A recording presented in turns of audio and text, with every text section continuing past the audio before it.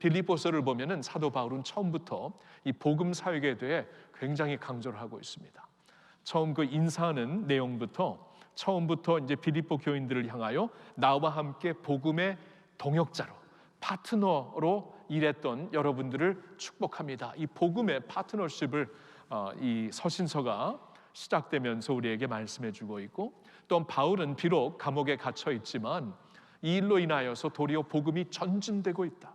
자신의 이렇게 옥중에 갇힌 모습을 보고 교회들과 성도들이 도리어 힘을 얻어서 그들이 더욱더 담대하게 복음을 전하고 있으니 나는 기쁘다 하고 복음의 이 기쁨을 이렇게 선포하고 있는 사도 바울의 말씀을 우리가 주목할 수 있었고요.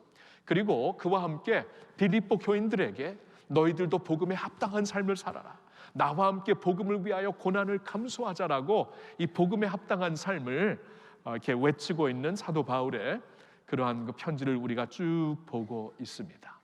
그러니까 1장부터 3장까지는 자신의 상황을 설명하며, 그리고 빌립보 교인들에게 안부를 전하며 우리 함께 복음에 합당한 삶을 살자, 그리고 복음의 주가 되시고 우리의 주가 되시는 예수님을 향해 표대를 향하여 달려가자라는 말씀을 1장부터 3장까지 쭉 주셨습니다. 그리고 이제 4장 마지막 장을 열면서 이 성도들에게 그러면 이제 끝내면서 이렇게 살아야 됩니다 하면서 권면의 말씀을 이렇게 굉장히 짧게 하나씩 우리에게 던져주시고 있습니다. 그 말씀을 보고 싶은 것이에요. 오늘과 다음 주에 주를 이제 비롯하여 우리가 6개 권면의 말씀을 보겠는데 3개씩 보도록 하겠습니다. 오늘은 처음 3개의 권면, 그러니까 이제 화해하라, 기뻐하라, 관용하라라는 말씀을 여러분들과 좀 나누고 싶습니다. 자, 그럼 첫 번째 권면의 말씀이 무엇입니까? 화해하라입니다. 화해하라. 우리가 복음의 평강의 다스림을 받고 하나님으로부터, 그리고 평안의 복음을 전하는 하나님의 교회가 되기 위해서, 주님의 백성들이 되기 위해서는 화해하는 사람들이 되어야 돼요. 그래서 오늘 말씀을 보면은 사도 바울은 2 여인의 이름을 언급하면서 화해하라고 말하고 있습니다. 2절부터 볼까요? 내가 유오디아를 권하고 순두개를 권하노니 주 안에서 같은 마음을 품으라. 자, 이 2 여인의 이름을 언급하면서 구체적으로 지금 무슨 이유로든지 마찰된 상황이 있거든요. 마음이 갈라져 있거든요. 이제는 주 안에서 같은 마음을 품으라라고 그들을 권면하고 있는 것입니다. 그리고 이 권면의 말씀은 또한 이 말씀을 받고 있는 우리에게도 권면하고 있는 것이죠. 주님의 몸된 교회에서 우리가 신앙생활하다가 분명히 우리는 쉽게 마음이 갈라질 수 있습니다. 쉽게보다도 종종 그럴 수가 있어요. 사람들이 모인 곳이기 때문이죠. 빌립보 교회도 예배가 아니었습니다. 이렇게 유오디아 그리고 순두개를 이렇게 특별히 언급하여 말하는 이유는 그 2 여인은 그 교회에 굉장히 기둥과 같은 인물들이었기 때문입니다. 3절을 보면 그걸 볼 수가 있는데요. 또 참으로 나와 멍에를 같이 한 내게 구하노니, 빌립보 교인들 중에 한 사람에게 이제 간청을 하는 거예요. 복음에 나와 함께 힘쓰던 저 여인들을 돕고, 그러니까 여기 2절에서 말씀하고 있는 유아디아와 순두개는 사도 바울과 함께 복음에 처음부터 힘썼던 사람들이에요. 그러니까 사도 바울이 복음을 전했을 때 여인들이 함께 복음을 전파했고, 어쩌면은 이 빌립보 교회에서 복음을 먼저 접한 그러한 사람인 줄 모르겠어요. 근데 하여튼 처음부터 바울과 함께 복음을 전했던 사람입니다.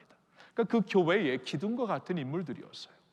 처음부터 지금까지 함께 복음 사역을 감당했던 유오디아와 순두개에게 편지를 하고 있는 것입니다. 자, 이 말씀을 잠시 한번 생각해 보면은 우리가 믿음 생활을 하면서도 또 믿음이 좋은 사람이면서도 마음이 갈릴 수가 있습니다. 충분히 그렇게 될 수 있다라는 것을 먼저 우리가 인정했으면 좋겠고요. 근데 중요한 것은 갈라진 마음으로 남아있지 말아라라는 것입니다.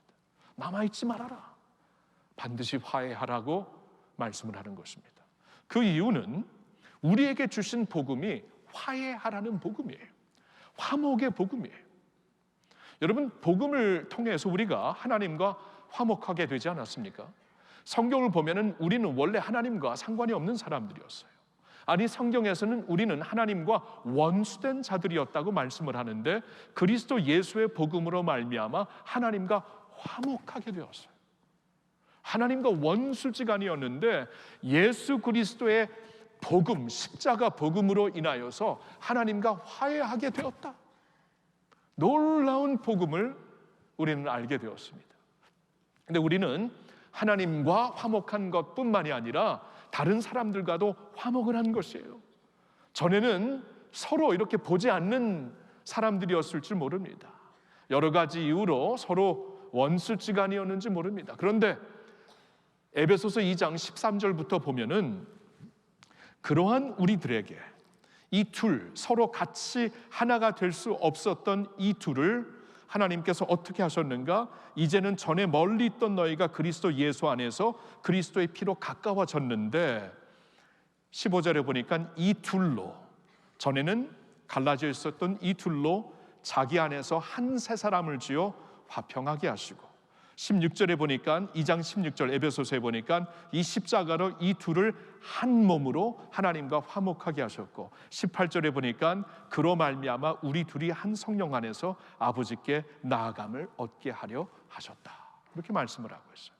그러니까 우리가 알고 있는 이 복음이라는 것은 화목의 메시지로 우리에게 전해주시는 하나님의 복음이며 동시에 화해를 이끌 수 있는 하나님의 능력이 되는 것이에요. 하나님과 화목할 수 있고 서로와 화목할 수 있는 이 복음, 그렇죠?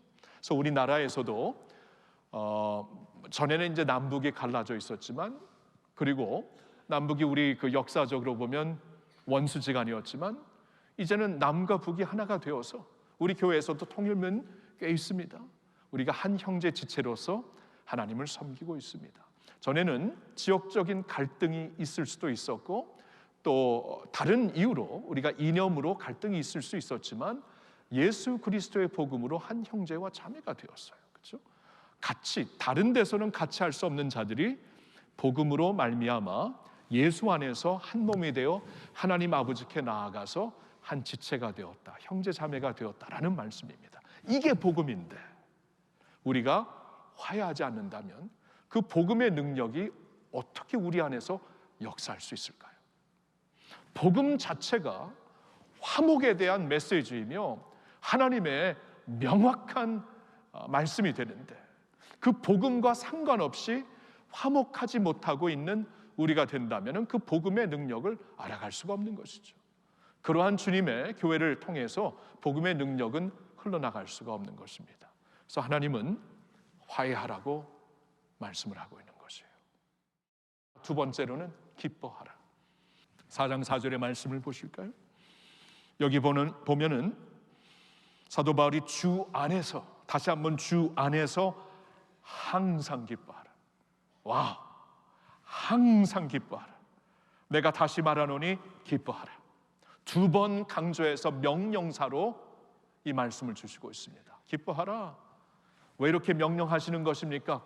그럴 만한 이유가 충분히 있기 때문이죠. 그리고 우리는 이 기쁨을 너무나 쉽게 잃고 살고 있기 때문이죠. 기뻐할 수 있는 이유가 충분히 있는데 이 세상이 모르는 기쁨을 가지고 살 수 있는 특권이 우리에게 주어졌는데 우리가 기쁨을 알지 못하고 살고 있습니다.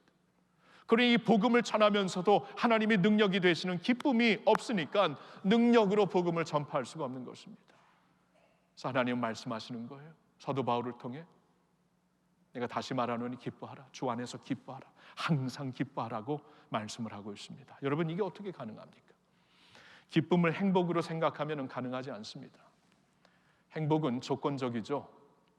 행복할 만한 조건이 있으면 행복하고 불행할 만한 조건이 생기면 불행할 수밖에 없습니다. 그러나 행복과 기쁨은 본질적으로 다릅니다. 행복은 조건적이지만 기쁨은 무조건적입니다. 하나님이 주시는 것이기 때문에. 성령께서 우리에게 주시는 열매 중에 하나가 기쁨이 아닙니까? 하나님이 조건 없이 주시는 거예요. 근데 생각을 해보니까 우리에게는 충분히 기뻐할 만한 이유가 있는 것이에요. 왜 그렇습니까? 우리는 하나님의 자녀가 됐기 때문이에요. 하나님의 자녀가 되었기 때문에. 예수 그리스도 안에서 우리는 하나님의 자녀가 되었습니다. 우리가 하나님의 자녀가 되었다라는 것은, 자녀라는 것은 부모가 자녀를 사랑할 때 조건을 가지고 사랑합니까? 그냥 사랑하죠. 내 자식 내 새끼 하면서 무조건적으로 사랑하죠. 자식은 그래서 부모 밑에 있으면 안전합니다. 그리고 기쁩니다. 행복합니다. 부모 밑에 있으면 항상 기쁨이 있어요. 갈라디아서 4장 말씀을 한번 볼까요? 4장 4절과 5절의 말씀 같이 읽습니다.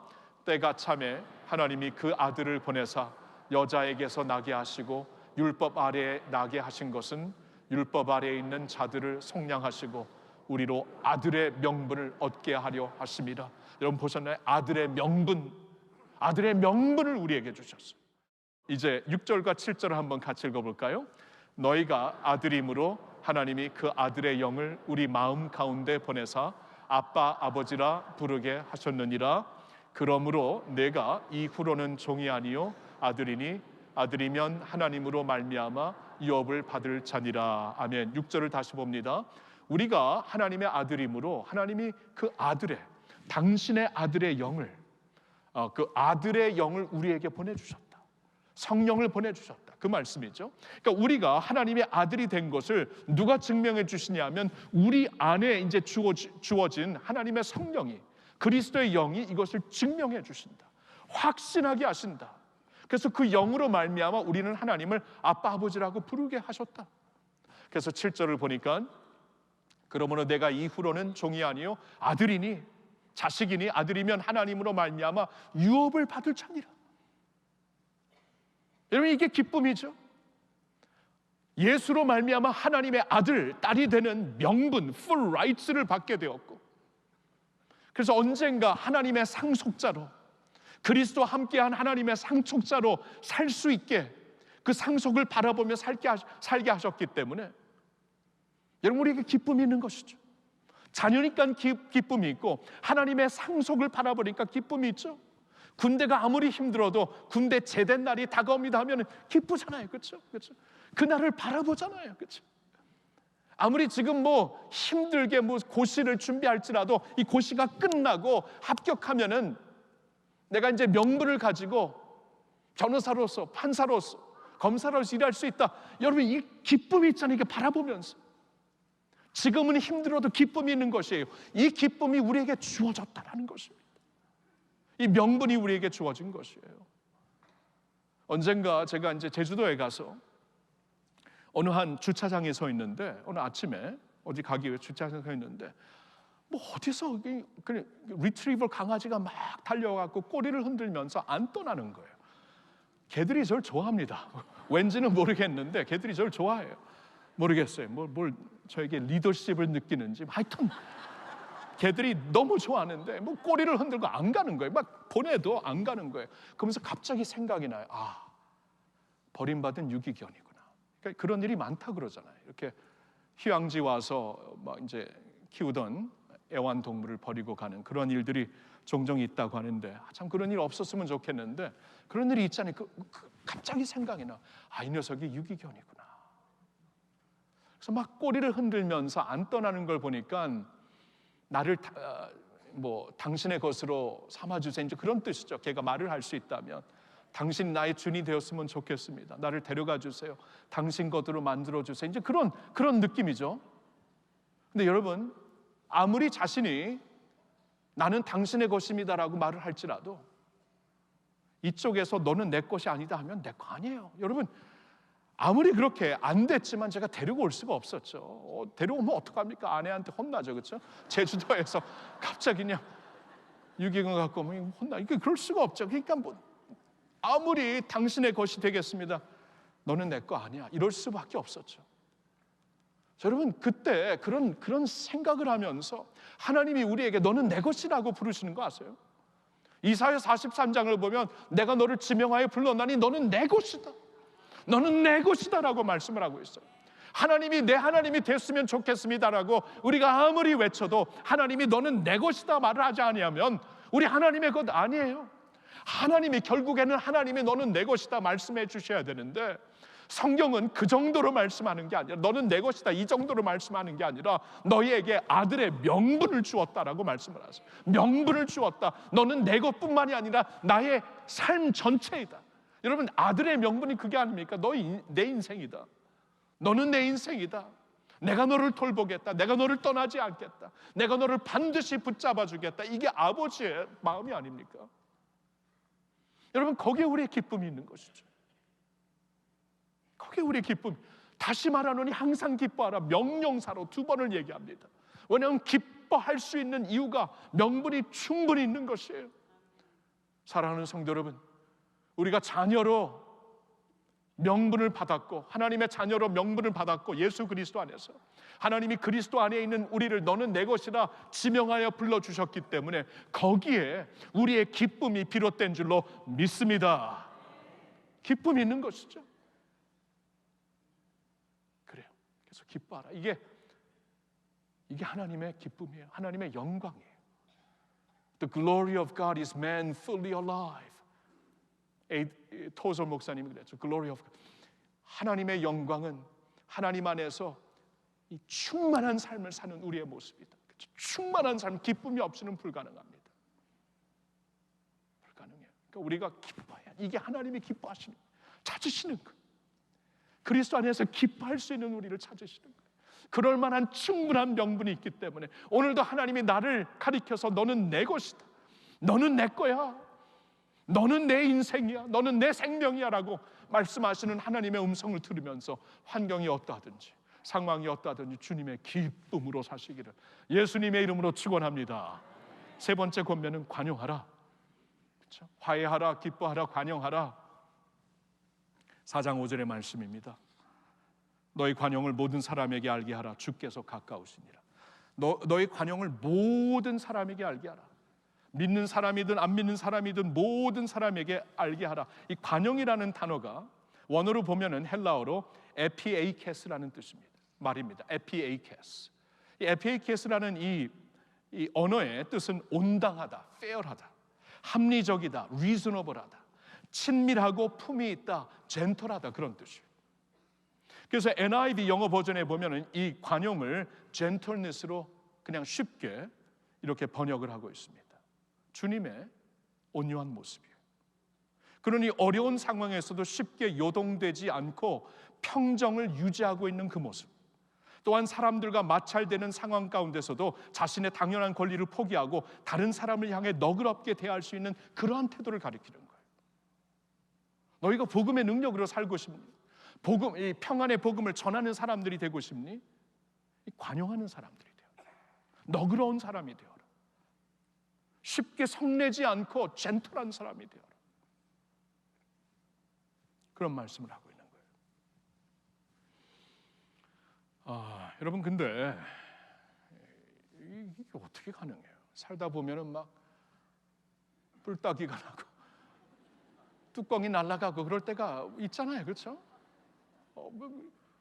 그럴 때가 얼마나 많습니까? 근데 모든 사람에게 관용을 보여라, 이 말씀이에요. 관용을 보여라. 주님의 이 관용, 이 너그럽고 젠틀하고 아름답고 쉽게 성내지 않고 평온을 유지하는 그러한 마음을 보여라. 그런 마음을 보이는 사람이 되어라. 주께서 가까우니라고 말씀을 하시고 있어요. 여러분이 관용이라는 게 그런 거예요. 그러니까 이게 중심이에요, 중심. 이게 모든 사람들에게 너의 관용을, 너의 젠틀니스를, 너의 예수 그리스도의 성품을 모든 사람들에게 보여라. 모든 사람들에게, 여러분 아는 사람들에게만 보이는 것, 이 공공적인 이 자리에서만 보이는 것, 그게 아니고 모든 사람들, 전혀 모르는 사람들 앞에서도, 개인적으로 만나는 사람들 앞에서도, 한 지붕 안에서 같이 사는 가족들 앞에서 그런 모습을 보여라. 관용하는 사람들이 되어라. 관용하는 사람, 자가 되어라. 어느 미국 목사님의 블로그를 보았는데 비슷한 나이에 쓰신 분인데 그분이 그렇게 썼더라고요. 나의 남은 인생의 목적은 겸손하고 온유한 사람으로 나이 드는 것입니다. 마음에 울림이 되더라고요. 캐나다에서 꽤 그래도 목회를 잘 하시는 분인데 이제 그도 60대에 들어가면서 나의 이제 남은 인생의 목적은 뭐 거대한 무슨 어떠한 목표나 표대가 아니라 예수님 안에서, 예수님을 바라보면서 예수님 안에서 겸손하고 인자한 사람으로 늙어가는 것이다. 이렇게 해서 내 가슴에 울림이 되더라고요. 근데 그게 진짜 모습이 아니겠어요? 예수님이 나는 겸손하고 온유하다, 내게서 배우라 그러지 아니하셨습니까? 그 모습이 안 보이는 거예요. 그 말씀을 하시는 거예요. 너의 관용을 모든 사람들에게 보이라. 그러면서 한마디를 더 하시죠. 주께서 가까우시니라. 자, 이게 키가 됩니다. 우리의 이 인사이드가 아웃사이드가 아니고 우리의 그 속사람이, 우리의 그 알맹이가, 우리의 진정한 모습이 예수님의 온유함과 겸손함으로 바뀌려면은 주님이 가까우심을 내가 인식하며 살아야 돼요. 주님이 내 옆에 계심을 인식하며 살아야 돼요. 제가 얼마 전에 이렇게 자신을 성찰하며 막 마음이 아팠을 때 유기선 목사님의 말씀을 들으니까 그런 말씀을 해주시대. 내 옆에 예수가 앉아 계시다라고 생각하며 살라고. 내 옆에 예수님이 앉아 계시다. 여러분, 그동안 저는 예수님이 내 안에 계신다라는 것은 생각하며 살았지만 내 옆에 앉아 계신다라고 생각하며 고의적으로 의식하고 생각하며 살지 않았어요. 근데 내 옆에 예수님이 앉아 계신다. 근데 그거 맞는 말이잖아요. 내가 너와 항상 함께한다. 내 안에 거하라. 나도 너희 안에 거할 것이다. 내 옆에 계신 주님이 아닙니까? 그렇죠? 그러니까 내 옆에 계신 주님을 의식하며 살 때에, 혼자 있을 때 다르지가 않아요. 예수님을 의식하니까. 사람들 앞에서 설교할 때나 전혀 모르는 사람들 앞에서 말할 때나 같은 언어, 같은 마음, 같은 태도가 될 수밖에 없어요. 예수님이 내 옆에 계시기 때문에. 그렇죠? 운전할 때 예수님이 내 옆에 앉아 계신다. 집에서 혼자 TV 볼 때 예수님이 옆에 앉아 계신다. 내가 지금 설교하고 있을 때 예수님이 옆에 계신다. 이걸 의식하며 사는 게 이게 라이프 체인징입니다. 라이프 체인징, 인생을 바꿔놓더라. 그러니까 주님이 너의 관용을 모든 사람들에게 보여라. 주님이 가까우시니라. 이걸 같이 생각하라는 거예요. 그래야 우리가 관용할 수 있는 예수님의 온유와 인내함으로 들어갈 수가 있다라는 말씀이죠. 성도님들에게 그런 권면을 드리고 싶어요. 여러분 옆에 지금 예수님이 앉아 계십니다. 지금 right now 여러분 옆에 예수님이 앉아 계세요. 집에 가서 식사를 할 때 예수님이 여러분 옆에 앉아 계십니다. 홀로 릴렉스하면서 TV를 볼 때 예수님이 옆에 앉아 계십니다. 일을 할 때, 공부를 할 때 예수님이 옆에 앉아 계십니다. 부담스러우세요? 저는 감격스럽네요. 감격스럽고 그게 아니면 일평생 이러고 살다가 갈 것 같아요. 주님 앞에. 그렇죠? 사람들 앞에서와 혼자 있을 때 너무나 차이가 많을 것 같아요. 그런 모습으로 주님 앞에 가면 제가 뭐 타이틀 갖고 감투 쓰고 주님 앞에 가겠습니까? 다 벗고 갈 텐데. 남는 게 그 안에 있는 모습인데. 지금부터 예수님이 가까이 계심을 인식하며 그리고 고의적으로 의식하며 의도적으로 의식하며 주님이 가까우심을 피부로 느끼면서 살 때에 우리가 예수님의 젠틀한 사람으로, 예수님의 험벌한 사람으로, 겸손하고 온유한 사람으로 살 수 있게 되는 것입니다. 사랑하는 성도 여러분, 축복합니다. 여러분들과 함께 이러한 삶을 살고 싶네요. 복음의 능력을 알고 복음의 권세를 가지고 살 수 있는 교회가 되기 위해서는 오늘 주시는 말씀, 화해하십시오. 여러분, 우리의 복음은 화해의 복음입니다. 우리부터 화해를 해야 하나님의 역사가 흐르지 않겠습니까? 우리는 기뻐해야 합니다. 기뻐하는 것은 하나님의 힘이라고 말씀하셨습니다. 복음으로 하나님의 자녀가 된 이 기쁨, 감격으로 살아야 되겠고요. 그리고 예수님이 옆에 앉아 계시다. 옆에 동행하고 계시다. 예수님이 지금 옆에서 설교할 때 같이 계시다. 완전히 달라요. 그렇죠? 그러니까 그 예수님을 바라보면서 모든 사람들 앞에서 주님의 관용을 보일 수 있는 저희들 모두가 될 수 있기를 우리 주 예수님의 이름으로 축원합니다.